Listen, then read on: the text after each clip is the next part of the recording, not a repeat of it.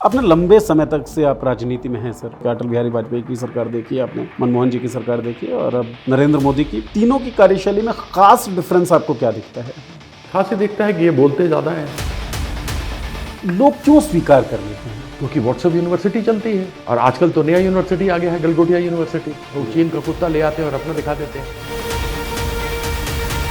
ऐसा क्यों हो रहा है? ऐसा इसलिए हो रहा है क्योंकि आपको खुद दिमाग नहीं है। अब आपकी भी तो जिम्मेदारी बनती है ना कि जो बरगलाए जा चुके लोग हैं उनको वापस लिया जाए, या फिर आप ये मानते हैं कि बस वो लोग तो गए, वो लोग वापस नहीं आ सकते?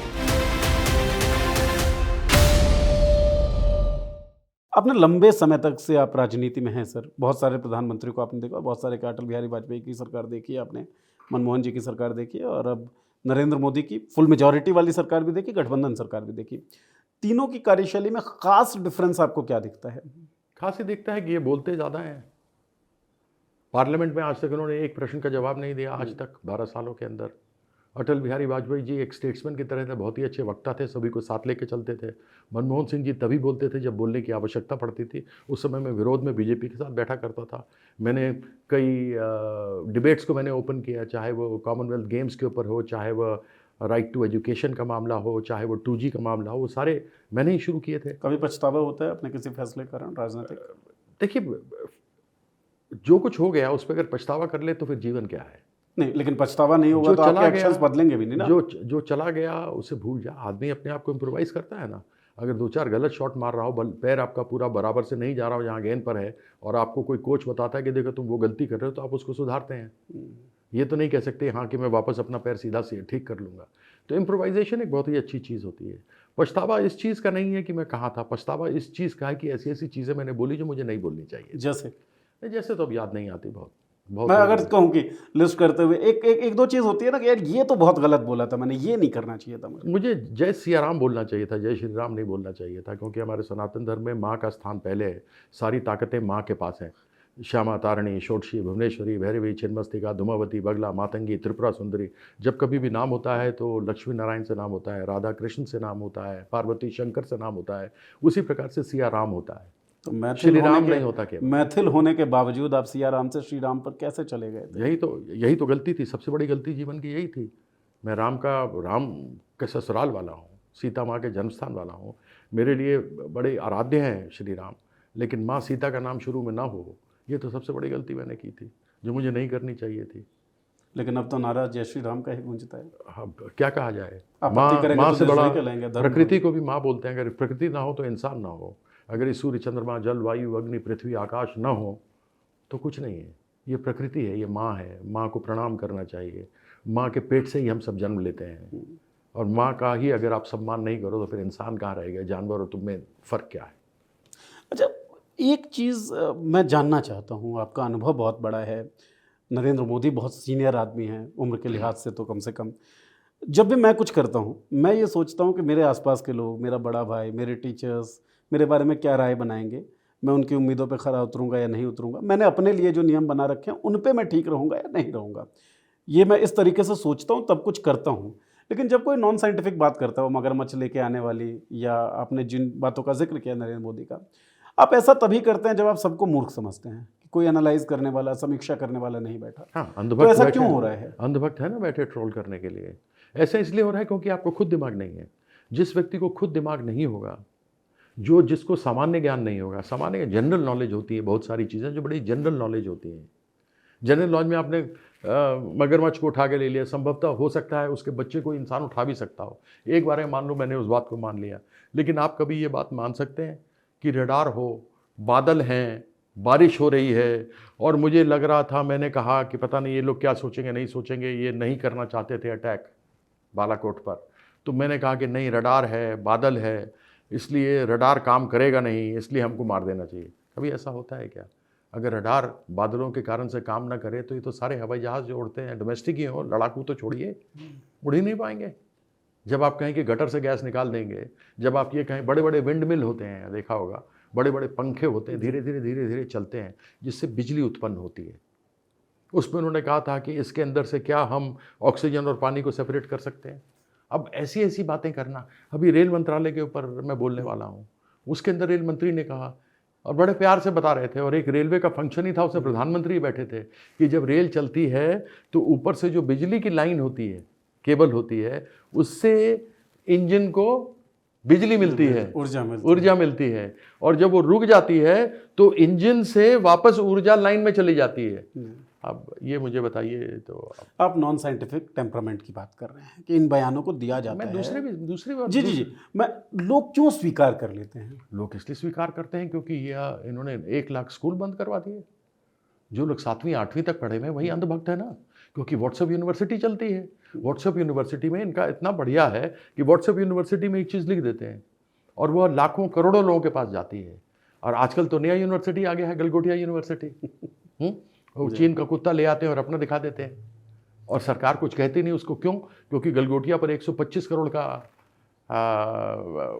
जुर्माना लगा था शुरू में 2012-13 में, जब अखिलेश यादव मुख्यमंत्री थे। और उन्होंने जाकर के इलेक्टोरल बॉन्ड जब बने तो उन्होंने जाके पैसा दे दिया, उसके बाद वो फिट है। कोई ऐसा मंत्री नहीं, आप उनके उसमें किताब में देख लीजिए, कोई ऐसा मंत्री नहीं केंद्र सरकार का, भारतीय जनता पार्टी का, इन गद्दारों का, जो वहां पर ना गया हो। तो गुजरात के मुख्यमंत्री रहते हुए तो अवार्ड भी नरेंद्र मोदी के हाथों इनको मिला था। मेरा ये सवाल है, जब आप अंधभक्त कहते हैं और हम लोग भी अपने शोज में इसका नाम लेते हैं, आप पीपल्स रिप्रेजेंटेटिव हैं, है ना, लोगों की नुमाइंदगी करते हैं आप, अंधभक्त हैं तो लोग ही। उस सिटीजनरी का अंधभक्त होना विक्टिमाइजेशन भी तो है, तो वो विक्टिम भी तो है। वो उस विक्टिमहुड से बाहर आए, वो अंधभक्त ना बने, इसके लिए आपके जैसे लोग क्या प्रयास कर रहे हैं, अपोजिशन पार्टीज क्या प्रयास कर रही हैं? आप देखो, एक तो होता है भक्त जो आ सकते हैं बाहर, जो अंधभक्त हो उसको क्या करेंगे सर? अंधभक्त, सावन के अंधे को तो सब कुछ हरा दिखता है। ऐसी परिस्थिति में अंधभक्त को आप बाहर कैसे लेकर के आएंगे? जिसके दिमाग में ही ठूस दिया गया हो बचपन से ही, जिसने पढ़ाई 7वीं 8वीं की हो, एंड्रॉयड फ़ोन आजकल किसी के पास हो जाता है, व्हाट्सएप यूनिवर्सिटी रोज़ चीज़ आती हो, और आपके अंदर दिमाग में ही भर दिया गया हो धर्म की राजनीति, हिंदू खतरे में है। मतलब जिस समय गुलाम वंश था, जब गौरी मर के चला गया, उसने कुतुबुद्दीन ऐबक को छोड़ा और गुलाम वंश चलती रही। उसके बाद में आ गए हमारे आपके खिलजी के बाद आए तुगलक के बाद आए सईद के बाद आए लोदी के बाद आए मुगल के बाद आए अंग्रेज। कभी भी हिंदू खतरे में नहीं था, ये सब विदेशी ताकतें थी बाहर की। उसके बाद देश में इन 75 सालों में 60 साल राज रहा, 58 साल राज रहा गैर भाजपा सरकारों का, तब भी हिंदू खतरे में नहीं रहा। लेकिन जब से ये हिंदू सरकार आई है, हिंदू खतरे में आ गया। क्यों? हिंदू सरकार, स्वघोषित हिंदू सरकार आप कहें, तो सरकार तो हिंदू स्वघोषित ही अपने आप को समझते हैं। मैं पूजा करता हूँ, मैं तो इनसे बोलता हूँ, चाहे बाबा आदित्यनाथ हो, चाहे इनके जितने बाबे जब टेलीविजन पे घूमते रहते हैं, आ जाए मेरे से बात कर लें। सनातन धम्म था जो भिक्षु मानते थे, जो आपके गेरुआ वस्त्र वो बौद्ध भिक्षु पहना करते थे, क्योंकि हमारे यहाँ तो जो महादेव को मानने वाले थे वो सफ़ेद पहनते थे, जो हनुमान को मानने वाले थे वो लाल पहनते थे, जो प्रकृति को मानते हैं, जो वैदिक भगवान है, जो मैंने आपके सूर्य चंद्रमा जल वायु अग्नि पृथ्वी आकाश का, वो हरा पहनते हैं, जो ज्ञान को मानते हैं वो पीला पहनते हैं, जो शुक्र को मानते हैं क्योंकि राक्षसों के थे तो उसका स्लेटी रंग होता है, राख का रंग होता है, शनि महाराज तो सब जानते हैं, जो आपने पहना हुआ काला या नीला, और सतरंगे अनेकों रंग हैं रवि के, तो वो तो कोई भी रंग पहने जा सकते हैं। लेकिन यह एक ही चीज़ दिमाग में डाल देना, यूनिफॉर्म सिविल कोड के बारे में बात कर देना, केवल भगवा के बारे में, मेरे धर्म में तो अनेकों रंग हैं। अब मेरी माता बहनें टीका लगाती हैं लाल और सिंदूर लगाती हैं लाल, तो क्या उसको भगवा कर दोगे? ये यूसीसी की बात करते हैं। पूरे देश भर के अंदर लोगों का अलग अलग रहन सहन है, कोई कुर्ता पजामा पहनता है, कोई धोती पहनता है, दक्षिण चले जाएंगे तो लोग धोती पहनते हैं, लुंगी पहनते हैं, लुंगी के ऊपर कुर्ता पहनते हैं, सबके कोई पैंट पहनता है, कोई शर्ट पहनता है, सबको एक पैंट एक शर्ट पहनाओगे, सबको वेजिटेरियन बना दोगे, सब सुबह उठेंगे तो ढोकला खाएंगे, दोपहर को उठेंगे तो खिचड़ी खाएंगे। यूनिफॉर्म सिविल कोड होता क्या है? भाषा एक हो जाएगी, संस्कार एक हो जाएंगे, संस्कृति एक हो जाएगी, इसके अलावा रहेगा क्या? तो यह इनका जो शुरू से एक दिमाग में रहा, इनको खुद नहीं मालूम कि हमारा धर्म है क्या। जब पर्शिया से लोग परसिक्यूट होकर के यहाँ 9वीं शताब्दी में आए, जिसको कि अब आज ईरान बोलते हैं आप, जब उनका परसिक्यूशन शुरू हुआ तो उनके वोकैबुलरी में स नहीं है, अ है। उन्होंने सिंधु नदी को हिंदू नदी बोल दिया, हिंदू दरिया के पार हिंदुस्तान जाएंगे तो हम हिंदुस्तान हो गए। अन्यथा आप जब पूजा करते हैं, पूजा पद्धति में क्या होता है? पूजा में होता है आर्यावर्ते, भारत खंडे, जम्बो द्वीपे। इन तीनों के अलावा कोई नाम है? इन तीनों के अलावा वेद में, पुराण में, उपनिषद में, महाभारत में, गीता में कहीं हिंदू या हिंदुस्तान आपको मिलता है? ये तो बड़ा नया नाम है जो आपने बताया। वही चीज़ है। मैं ये कहना तो चाहता यह इसको कहते हैं बरगलाना।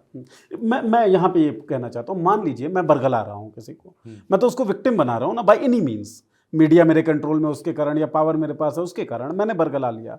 अब आपकी भी तो जिम्मेदारी बनती है ना कि जो बरगलाए जा चुके लोग हैं उनको वापस लिया जाए, या फिर आप ये मानते हैं कि बस वो लोग तो गए, वो लोग वापस नहीं आ सकते हैं? करत करत अभ्यास के जड़मत होत सुजान, वो अभ्यास क्या है? रसरी आवत जात के सिल पर पड़त निशान। वो अभ्यास क्या कर रहे हैं? मैं ये सवाल क्यों पूछ रहा हूँ सर, मैं एक बार वो बताऊँ।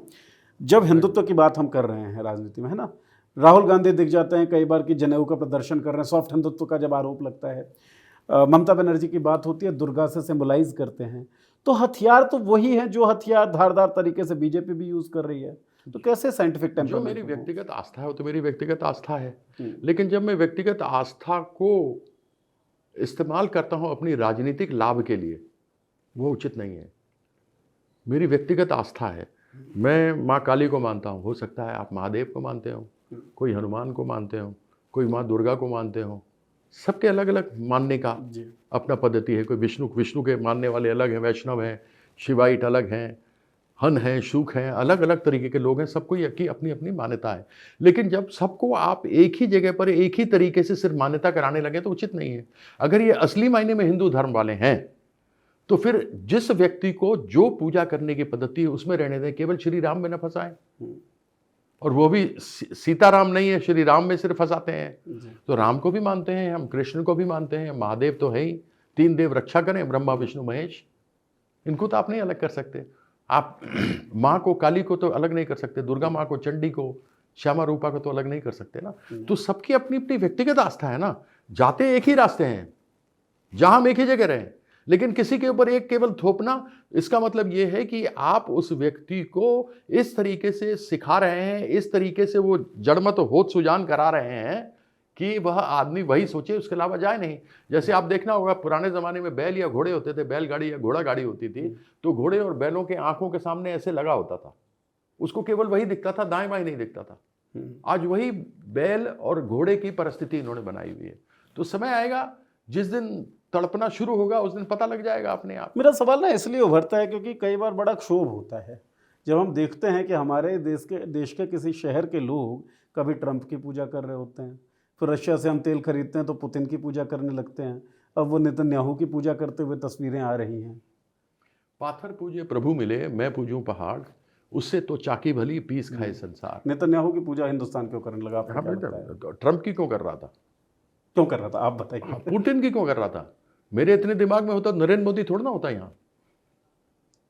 आज यह परिस्थिति है, जब जहां जिसको देखा, जिसके बारे में जो यहां पर आया। अब जब पुतिन आए तो पूजा शुरू, पुतिन से बढ़िया कोई है ही नहीं है। जब ट्रंप शुरू में आया था, माय फ्रेंड डोनाल्ड ट्रंप है। अब की बार ट्रंप सरकार हुई थी ना बात, तो जब उन्होंने ट्रंप सरकार की तो यहाँ पूजा चालू हो गया अंधभक्तों का।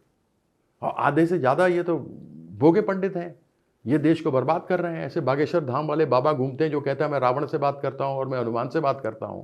उसको पूछ करके क्यों नहीं अंदर कराते अंधभक्ति के अंदर? ऐसे लोग फैला रहे हैं क्योंकि आप ऐसे लोगों को आपने आसाराम अभी निकले, वीआईपी ट्रीटमेंट उनको मिला काशी विश्वनाथ मंदिर। आसाराम के ऊपर तो रेप कन्विक्टेड आदमी है वो, अभी तो काशी विश्वनाथ में गया, उनको वीआईपी दर्शन हुआ है। ये हमारे देश की हालत है। ऐसे में क्या क्या हुआ है?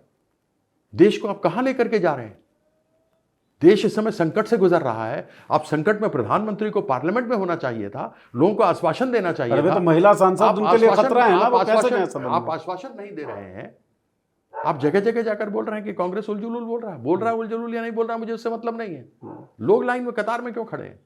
और अगर भ्रम फैल रहा है तो आप आके बोलिए पार्लियामेंट के अंदर, क्योंकि सब सुनते हैं उसको, अखबार में लिखता है, टेलीविजन पे जाता है, वहां बोलेंगे नहीं। आप एप्स्टीन फाइल से डर रहे हैं। एप्स्टीन फाइल में भी तो बहुत कुछ है। आज ट्रंप के बारे में लोग कह रहे हैं कि लड़ाई उसकी नहीं थी, लड़ाई थी नेतन्याहू की। लेकिन ट्रंप उसके पास आया जान के, क्योंकि वो नहीं चाहता कि जो एप्स्टीन फाइल में लिखा है वो बाहर आए। अभी आए ना 3-4 लोगों के नाम आए ना भारत से, कोई उठाने को तैयार है? नहीं उठाने को तैयार है। ये चीज है जो व्हाट्सएप यूनिवर्सिटी है। जब तक लोगों के दिमागों में ताक नहीं पहुंचेगी, समझ नहीं, जब तक नारद वो काम नहीं करेंगे। नारद को माना जाता है कि न्यूज के हैं। 4 स्तंभ कौन से हैं?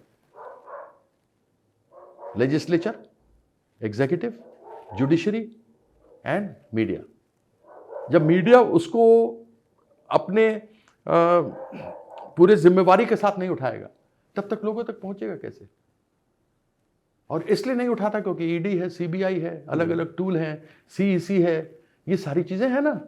जब मीडिया संस्थान जो हैं संपादकों के हाथों से निकल के पूंजीपतियों के हाथों में गए तो सवाल वहीं से मरने शुरू हो गए। पूंजीपतियों ने हेरा फेरी की होगी ना, तभी तो ईडी से डरते हैं, सीबीआई और इनकम टैक्स से डरते हैं। अगर निडर होते तो आज सामने खड़ा होकर के बोलते ना। आज बहुत सारे पत्रकार हैं जो अलग अलग चैनल पे हैं, लेकिन उन्होंने कहा साहब हम रहेंगे न रहेंगे, लेकिन हम सच्चाई के रास्ते को नहीं छोड़ेंगे। बहुत सारे अच्छे एक से एक जबरदस्त हैं जो करते हैं, संदीप चौधरी जैसे हैं जो बोलते हैं, रवीश कुमार जैसे हैं जो बोलते हैं, मैंने देखा विशाल शर्मा है बोलते हैं, लेकिन उनको क्या कहा जाता है, पाकिस्तान चले जाओ। क्योंकि सच्चाई सुनने का हमारे देश में किसी मद्दा नहीं है। क्यों? क्योंकि धर्म की अफीम चटा दी गई है।